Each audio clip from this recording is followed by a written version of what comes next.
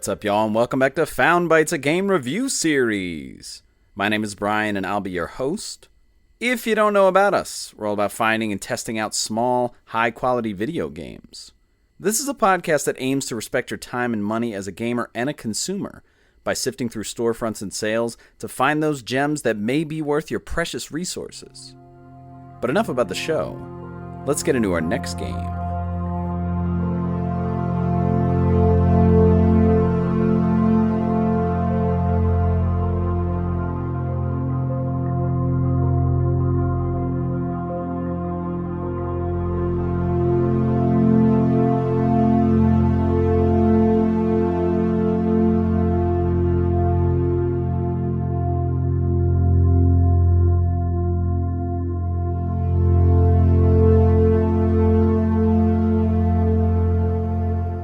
Indika is the game for this week's episode.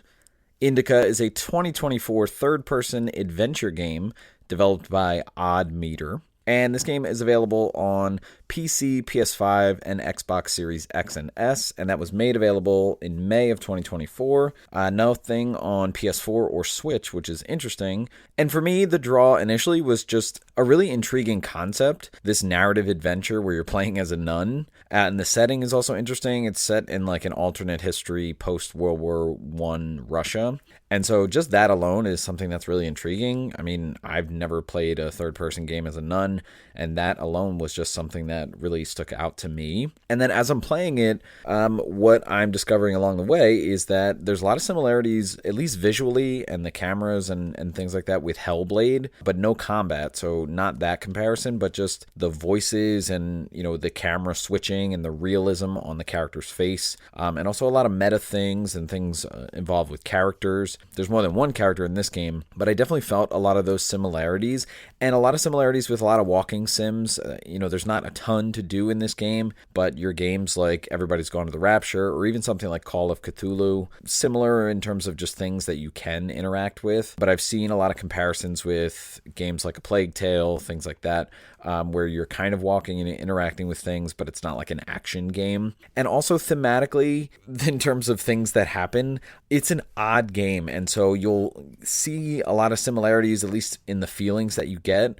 with games like Inside. So if you've ever played that, sort of the trajectory or where it leaves you at times, as well as Inscription with like the different variations of literally what you're doing. And I'll try not to spoil too much in this game. But overall, just a strange game. There'll be moments of wow and silly and also like what the hell is going on. The game released with a price point of $24.99. I got it on sale on PS5 for $18.74. And it's supposed to take about 4 to 5 hours. I think I put a little more than 5 hours in, exploring a little more, being thorough. The game does have a physical release. I think it's already been out, only on PS5. And I see it pretty much on all retailers, so Best Buy, Amazon, things like that. And that's going for $30 just for the physical. I think it's just a basic box. I don't even know if there's anything in it, but it has the disc. And we said the game was developed by Odd Meter.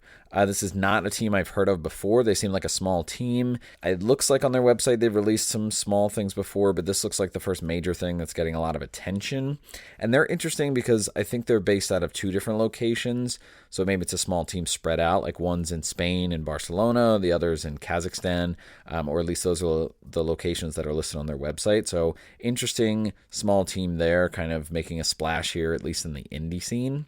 And in terms of just figuring out where this came from or getting the buzz of this, I guess I had seen this pop up a little bit, maybe on Twitter or something like that, but I think it was actually on the front page of the PS5 store at some point, and something about just the cover and the black and yellow, kind of that contrast, and the idea of it being a nun and there's other nuns in the picture really just caught my eye, I think. Don't know if I really heard much about this. I think after I started playing it, I definitely started to hear more information trickle and people putting it up as like indie game of the year or something like that. I think it may have actually had presence at the Game Awards. Maybe it got nominated. I don't know if it won, but I just saw it on the store and thought of the concept and was kind of interested, and so I gave it a try.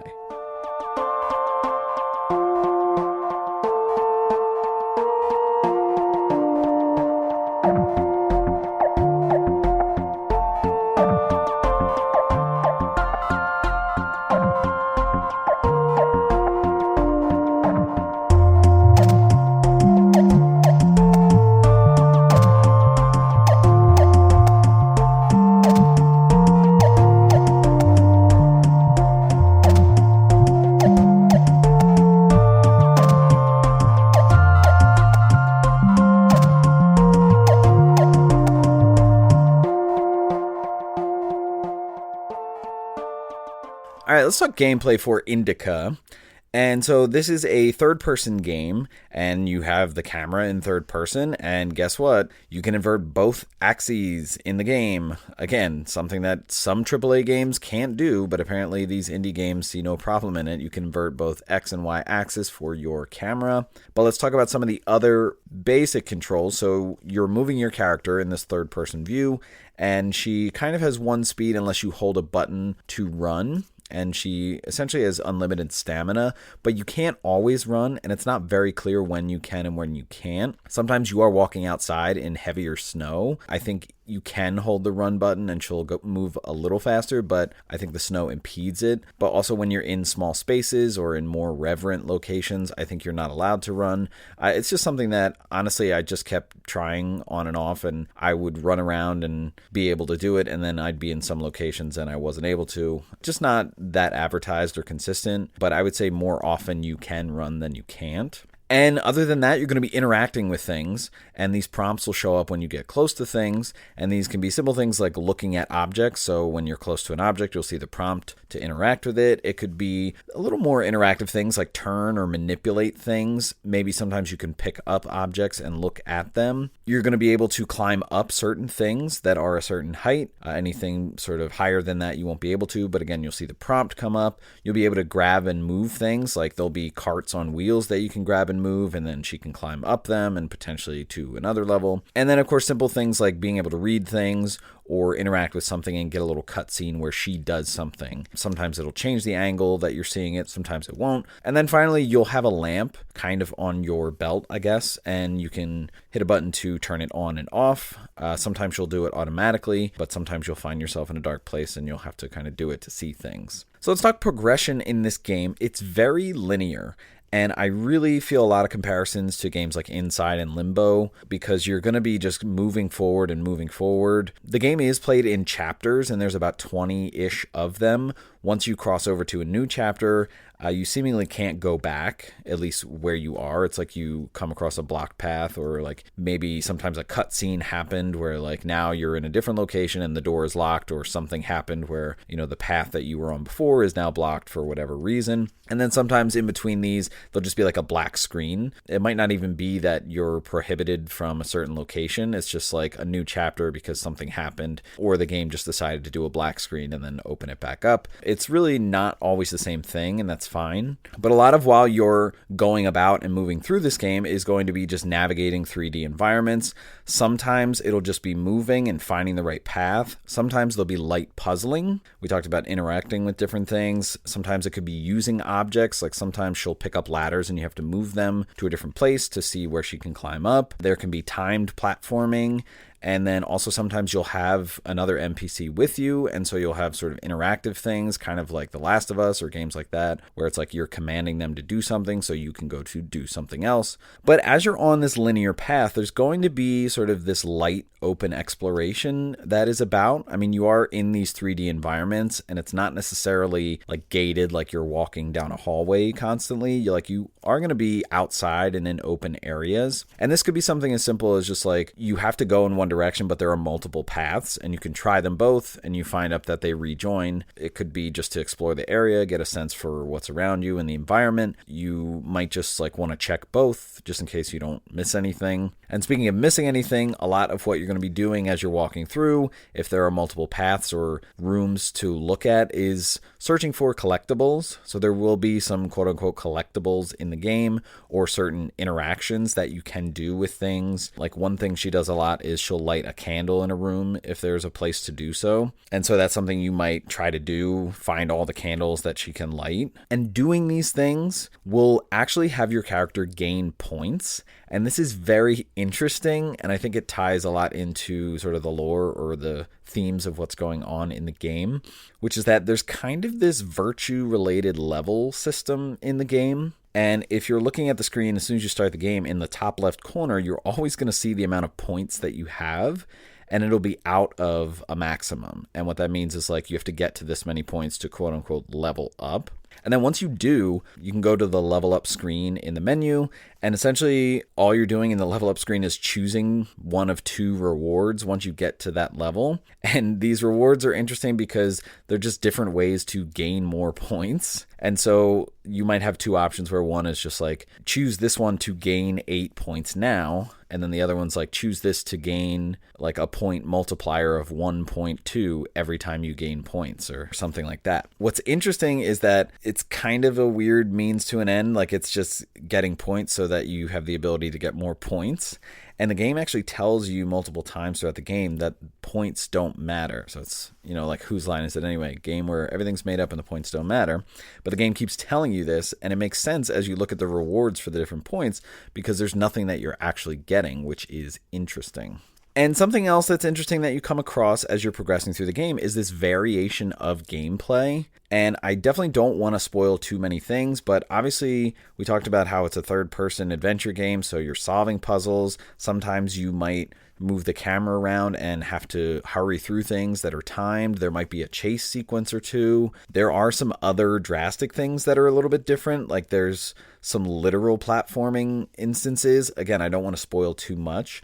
Other times there might be a change in the point of view of the camera, which is super interesting and kind of cerebral. Again, this is where I really feel the comparison with Hellblade, whether the camera's like really fixated on her face, so you're seeing her face from the front, or other situations like that. And so I feel like there's a nice interesting balance between what you're doing in the game. It's not just you walking around as a walking simulator.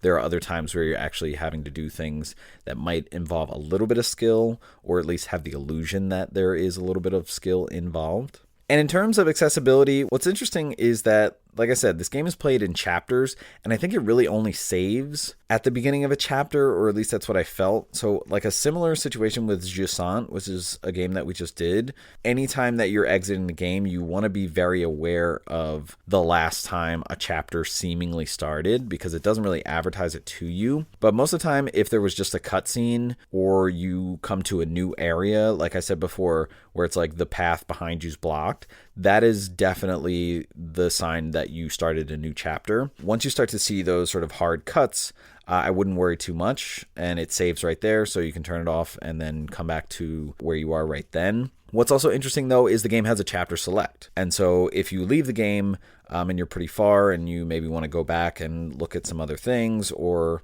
I don't know how entwined the trophy list is. I didn't really get too crazy with it. But similar to a game called Cocoon that we did, which is that you can go back and look at the different chapters and even look at them by name.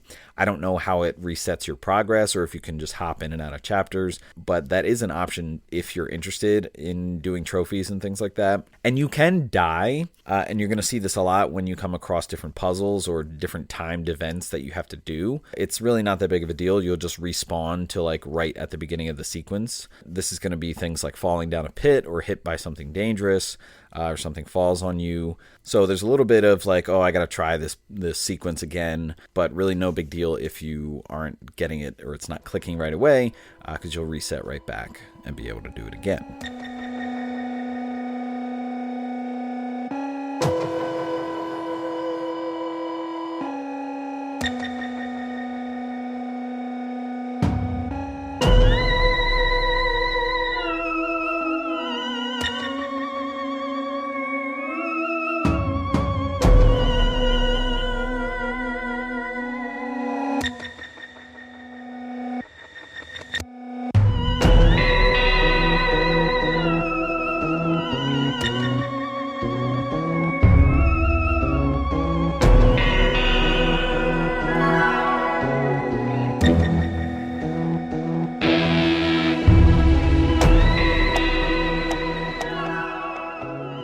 All right, let's talk about the vibe of Indika, and let's start with the visuals. So I've made this comparison already, but a lot of similarities with Hellblade. Maybe it's just in the look of the character, but especially whenever you're zoomed in on her face, really a lot of hyper-realism there. Her eyes, the things that they're doing, her face looking scared or skeptic, her eyes are constantly darting back and forth or feeling a bit awkward.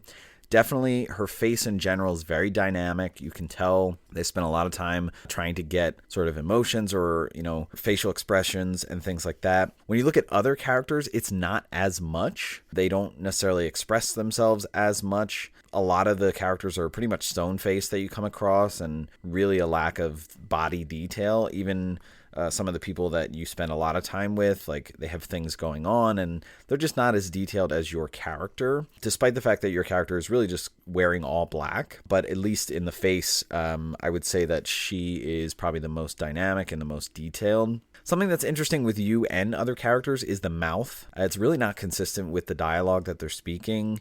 There were a couple times I didn't know if it was intentional or maybe it could be that they're actually mouthing another language. This is something that happened in Ghost of Tsushima because I had them on the Japanese because I wanted the subtitles, but they were actually mouthing the words in English. So I don't know if that's the case here, but a little distracting as you're trying to maybe connect with the characters or see them connect with each other, and you're hearing things, but it's not matching the mouth. The environments are pretty interesting because it's this snowy Russian wilderness, and so you really feel that. There's a lot of snow on the ground, and you're going to be trekking through small towns. Really just drab and dark, always overcast. It's never sunny, never bright colors. Everything is drab. It's a lot of snow, and a lot of materials that you see, you're going to see wood and metal. And they're going to be dark and not too defined, but you'll come across a lot of fences in the snow that are made of wood that, you can see the wood grain. It looks fine. Doors, cabins, and a lot of machinery, so things made of metal. And the places that you go are also going to be filled with this, especially when you're indoors.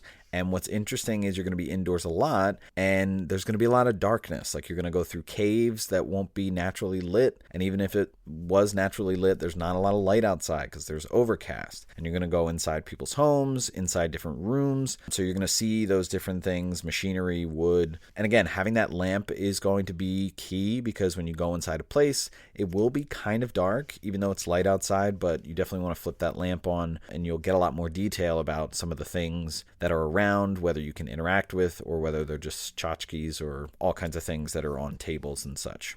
And then outside, like I said, just a lot of wilderness, snowy Russian wilderness. So you'll see trees. You'll be blocked by trees on certain paths. That's really how you're going to get gated, as well as walking up to the edge of water, whether it's rivers or small ponds or lakes or things like that. So that's really going to be some of the main hindrance, trying to direct you where you can and can't go. And every now and then, though, you're going to have splashes of color. And this is honestly related mostly to the points that you're awarded. So anytime you do something that you get points for, like this strange pixelated yellow hexagon just pops up over your character. It seems so out of place, but this will happen a lot. And so it'll bring a little bit of color in. And I even think it glows a little bit. And so you can kind of feel it on your character. Red is, I guess, perceived as evil. Sometimes you'll see light sources that are red and something is happening. I won't really give away too much, but there's definitely that red negative effect. And then other times when things swap, when all of a sudden there's a cutscene or something goes to black and you're doing something different gameplay-wise, there are a lot of visual changes that are very jarring. And I'll really just leave it at that. Don't want to spoil too much. In terms of audio, this was very interesting. I felt like at times, especially when you're outside walking through the wilderness, most of the music is kind of low and drab and, feels a bit lonely and harrowing. But a lot of the times you're hearing sort of abrupt or odd sounds that almost have like a retro or 8-bit style to them, or have this weird demented feeling that's super out of place. I don't know if it's meant to feel Uncanny Valley-like, but a lot of similarities with soundtracks like games like Norco and Signalis, like just strange sounds that seem so odd and out of place. Sometimes it sounds like scraping or scratching, and I don't know if it's intentional, but I felt a lot of times like the sound was really distorted and it almost felt like noise. And again, I don't know if that's what they were going for, but I had to go into the menus and turn down some of the music because some of the bass pops were really coming in big and really kind of blowing out my speakers. It just felt weird. And at times as I was trying to read or even hear a character talk, I was getting this popping, and it was really just too much and super distracting. So I had to mess with that. I don't know if that was just my audio system. I use a gaming chair, which is not ideal audio, but I still think there's nothing wrong with my audio. So just look out for that if you're triggered by sounds and noises. This game has some really odd music in it. And then the voices that you hear, interesting as well. At times, I feel like the levels were a bit inconsistent. Sometimes, it would be totally apropos for your character to be shouting at the NPC across the room or whatever. But sometimes, like, it didn't know whether the character was close or far. Like, she was shouting at the NPC who's, like, right next to her, and the other one's, like, talking super soft. Or sometimes she's talking super soft when answering someone far away. Just awkward at times. And other times, the context of what's being said and what is being responded to felt a bit awkward, like the tone or the cadence of what someone is responding to or saying. Honestly, it flashed me back to a lot of Final Fantasy X, which was one of the major games to try voice acting for the first time. And it would almost be like some lines were recorded, just separately without the context of what was said around them. And I felt that a little bit here. Again, I'm not sure if that was intentional to try and make things feel out of place. There's certainly a lot of stuff in this game that is odd. But I will say I like the voice acting in general. Really like the main girl and the occasional NPC that came along. And I just liked, the dialogue, but also how things were expressed when the context felt like it was right. And then you have this narrator who is kind of talking in her head, I guess, or describing what she's doing or whatnot, who was just really, really good. A combination of like a Vincent Price and like whoever narrated The Grinch, the Dr. Seuss cartoon. So really chilling the way that this narrator spoke at times, and a little bit of meta stuff, maybe a little bit of fourth wall stuff. Again, don't want to spoil too much. Let's talk about the setting. I said before, kind of the snowy Russian wilderness. So there's something about the characters being in Russia in what seems like an alternative history. Again, kind of post World War I, turn of the century. And you kind of get some context for this. At a couple points, they use the word czar. So they're talking about the czar of this or that, or the different things that you can read, or the objects that you're looking at. Certainly a lot of religious things that you'll come across. And speaking of religious things, definitely a lot of mention of God and the devil and sin.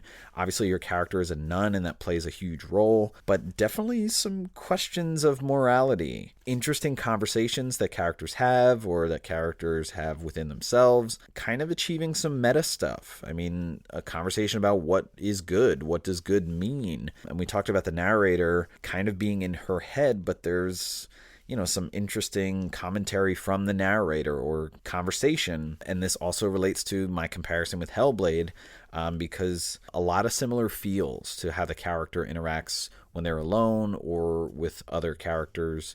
And speaking of your character, there's a lot that's revealed as you get through the game, a lot about the past of this character and the journey that they're on, what they're going through. Again, interesting conversations that they're having with other NPCs. Again, there are some comparisons, I feel, gameplay-wise with The Last of Us, but there are some moments in this game that kind of give me interesting connections between characters. And I'm not saying it's like at the level of The Last of Us or things that Naughty Dog does, but there are definitely times where interactions are intriguing, the conversations are super poignant, and your character in general, the journey that she's on and the learning and the growth and the tackling of the morality from all angles is just really interesting. A lot of head scratching, interesting interactions and things that are going on that question things and don't necessarily have an answer, kind of leaving it open-ended, which is something that I find pretty fascinating.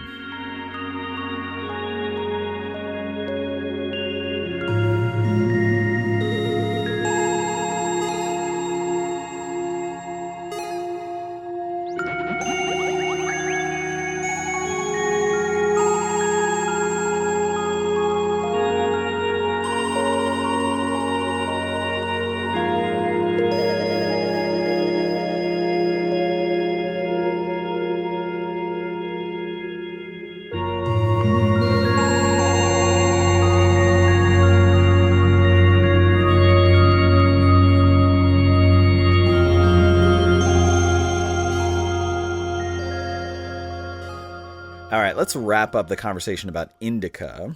And so I've said it before, but this is an odd game.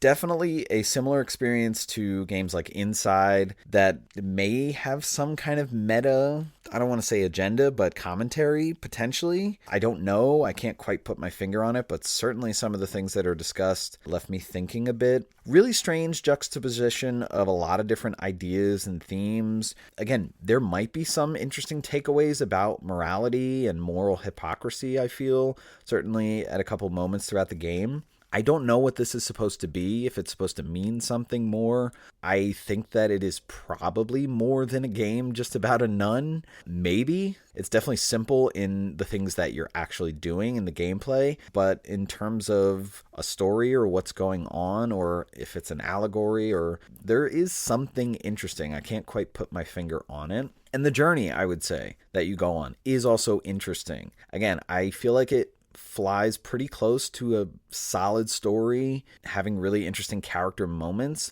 The variation in gameplay is odd but refreshing. And for both of those points, I see comparisons with games like The Last of Us, kind of, and games like Inscription, kind of, where things are very interesting. You'll have meaningful moments, but the game itself is moving around and doing different things, kind of like Inscription, that's jolting you from one gameplay variation to another. But I will say, I feel like the tethers between some of these things that seem very different, I did understand the connection by the end of it.